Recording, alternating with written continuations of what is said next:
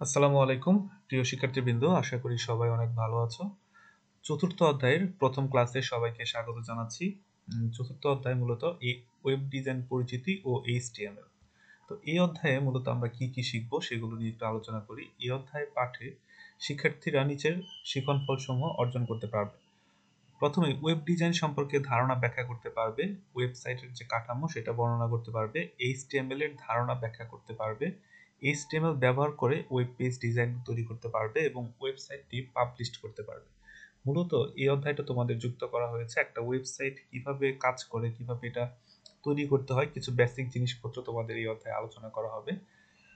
তো মূলত শুরুতেই আমি এই অধ্যায়ের প্রথম দিকের কিছু বিষয় যেগুলো আসলে থিওরিটিক্যাল এবং জ্ঞানমূলক প্রশ্নে তোমাদের আসে সেগুলো নিয়ে আলোচনা করব এবং পর্যায়ক্রমে আমার এই লেকচারগুলোতে আমি ওয়েবসাইটের বিভিন্ন কন্টেন্ট কিভাবে ওয়েবসাইটে অ্যাড করতে হয়, বিভিন্ন কোডিং রিলেটেড জিনিসগুলো সেগুলো তোমাদের সাথে বিস্তারিত আলোচনা করব। তো শুরুতেই আজকে আমি এই লেকচারে যে জিনিসগুলো আলোচনা করব সেটা হচ্ছে ওয়েব পেজ, ওয়েব পেজের বিষয়বস্তু, ওয়েবসাইট, ওয়েব পোর্টাল, এগুলো সবই জ্ঞানমূলক প্রশ্নের জন্য তোমাদের এখানে আসে। তো আমি যেহেতু ডিটেলস আলোচনা করবো, আমি নেক্সট স্লাইডে চলে যাই। প্রথমেই ওয়েব পেজ জিনিসটা কি? ওয়েব পেজ হলো এক ধরনের ওয়েব ডকুমেন্ট যা ওয়ার্ল্ড ওয়াইড ওয়েব ও ইন্টারনেট ব্রাউজারে ব্যবহারের উপযুক্ত। মূলত আসলে এটা একটা পেজ এবং ইন্টারনেট ব্যবহারকারী যারা আছে তারা ব্রাউজারের মাধ্যমে এই ওয়েব পেজগুলো সাধারণত ভিজিট করে থাকে।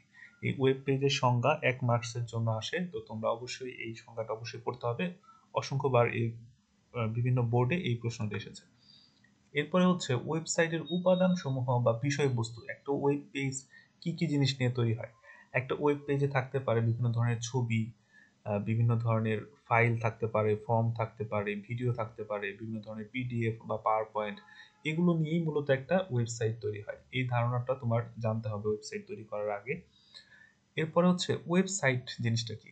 ওয়েবসাইট মূলত একাধিক ওয়েব পেজের সমন্বয়ে এটা তৈরি। মূলত একই ডোমেইনের আন্ডারে যদি একাধিক পেজ থাকে, একটা সিঙ্গেল পেজ নিয়ে ওয়েবসাইট তৈরি হতে পারে, তবে সাধারণত একাধিক পেজ নিয়ে একটা ওয়েবসাইট কিন্তু তৈরি হয়।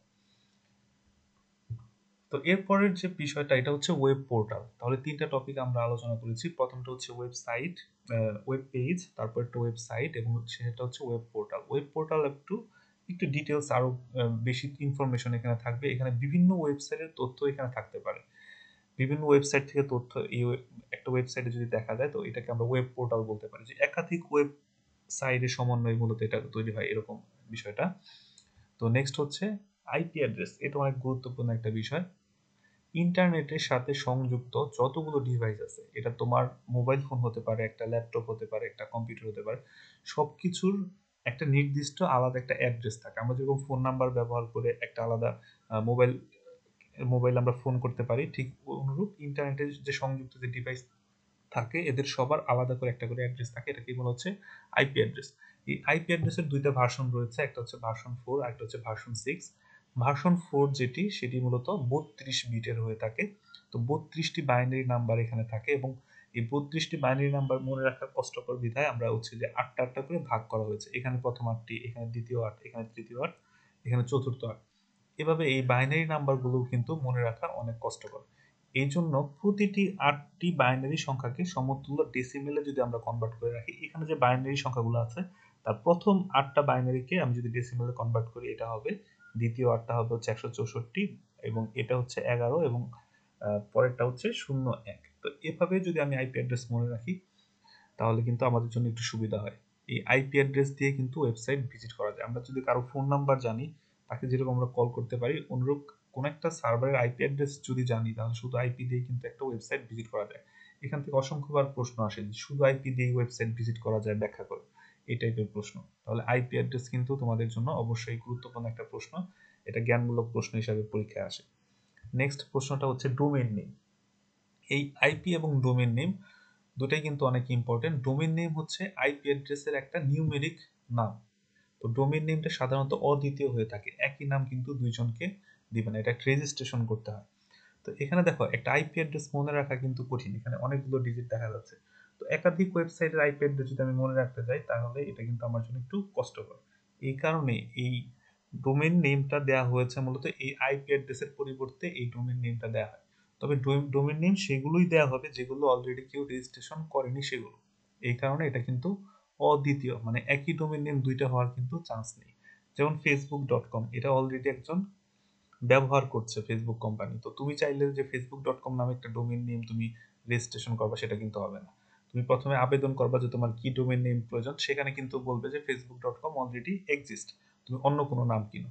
এবং ডোমেন নেমের পাশে যেটা থাকে এই যে .org.com.bd, এগুলো কিন্তু ডোমেইন টাইপ, এখানে কিন্তু ডোমেইন টাইপ গুলো এখানে দেয়া আছে।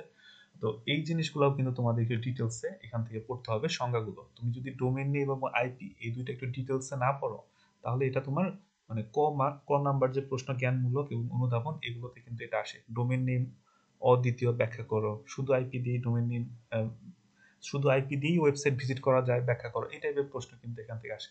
ডোমেইন নেম ব্যবহার করা সুবিধাজনক ব্যাখ্যা করো। ডোমেইন নেম যেহেতু নিউমেরিক ফর্মে থাকে, এটা মনে রাখা সহজ, তো এভাবে তোমার কিন্তু এই অ্যান্সারগুলো করতে হবে।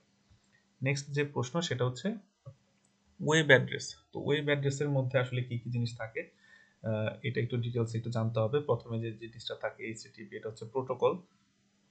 এরপরে থাকে হচ্ছে হোস্ট নেম, এরপরে থাকে হচ্ছে ডিরেক্টরি পাথ, তারপরে থাকে ডকুমেন্ট নেম, এবং একদম শেষে অ্যাঙ্কর নেম যেটা, সেটা রেফারেন্স হিসাবে কিন্তু এখানে থাকে একটা ওয়েব অ্যাড্রেসের ডিটেলস, এটা তুমি বিভিন্ন ইসে দেখতে পাবে। এরপর হচ্ছে ব্রাউজার জিনিসটা কি। ব্রাউজার হচ্ছে এক ধরনের ওয়েব অ্যাপ্লিকেশন যেটা দিয়ে ওয়েবসাইট ভিজিট করা যায়। এটা তোমরা ম্যাক্সিমাম স্টুডেন্টই জানো, কিন্তু তারপরেও কিন্তু এটা পরীক্ষায় আসলে ওইভাবে লিখতে পারো না, যার কারণে মার্কস পাওয়া যায় না। তো অবশ্যই এটা তোমরা এইভাবে বলবে যে যে ব্রাউজার হচ্ছে একটি অ্যাপ্লিকেশন সফটওয়্যার যেটা দিয়ে ওয়েবসাইট ভিজিট করা যায়। এটুকু লিখলে তোমার হচ্ছে যে 1 মার্কসের জন্য যথেষ্ট। অনেক সময় এমসিকিউতে কিন্তু পরীক্ষায় আসে যে নিচের কোনটি ব্রাউজার, নিচের কোনটি ব্রাউজার নয়, এরকম। তো ইন্টারনেট এক্সপ্লোরার এটা কিন্তু মাইক্রোসফটের একটা প্রোডাক্ট। মোজিলা ফায়ারফক্স এটা ওপেন সোর্স। তারপর হচ্ছে safari, Opera, Google Chrome, Netscape, communicator, এরকম এগুলো হচ্ছে বিভিন্ন ওয়েব ব্রাউজার। তো এগুলো তোমাদের মনে রাখতে হবে এমসিকিউ এর জন্য।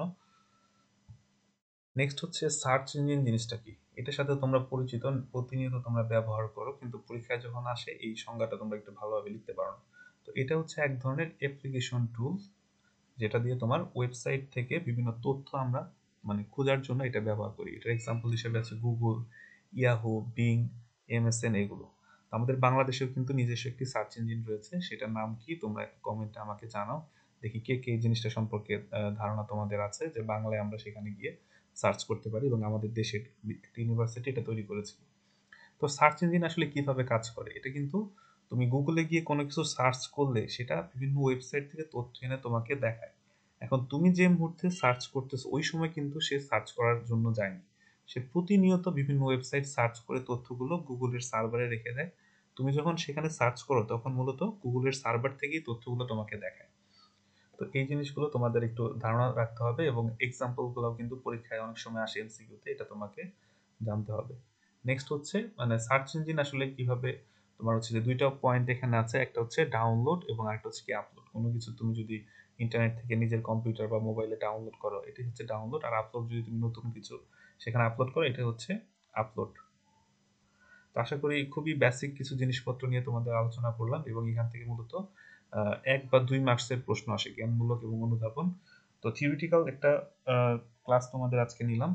পর্যায়ক্রমে তোমাদের এই অধ্যায়ের যে টপিকগুলো আছে কোডিং রিলেটেড, সেগুলো তোমাদের আশা করি আপলোড করব তোমার ভিডিও। তো তোমাদের যদি কোনো প্রশ্ন থাকে অবশ্যই আমাকে কমেন্ট সেকশনে জানাবে, আমি সেই অনুসারে তোমাদের জন্য ভিডিও বানানোর চেষ্টা করব। সবাই ভালো থাকো, অসংখ্য ধন্যবাদ, আল্লাহ হাফিজ, আসসালামু আলাইকুম।